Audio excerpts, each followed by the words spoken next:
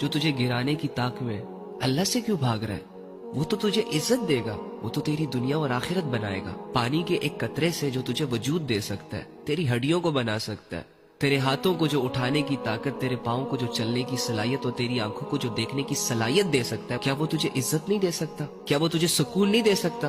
अरे बहुत सारी ऐसी चीजें जो तूने मांगी ही नहीं थी, लेकिन उन चीजों का होना तेरी जिंदगी के लिए बहुत जरूरी था। अल्लाह रब्बुल इज्जत ने बिन मांगे वो सारी चीजें तुझे अता कर दी। तो सोच, जब तू मांगेगा तो मांगने के बाद उसकी अताओं का क्या लेवल होगा, तू नहीं समझता इस बात को। तू अनजान है अपने रब से, इसीलिए तो तू भाग रहा है। जिस दिन तुझे अपने रब का पता चला ना, जिस दिन तेरे दिल के अंदर रब की मोहब्बत उतर गई, जिस दिन तेरा दिल दुनिया से कट गया और आखिरत पर लग गया, उस दिन तू अपने हाथों से हर उस चीज को कुर्बान करेगा जो तेरे और तेरे रब के ताल्लुक के दरमियान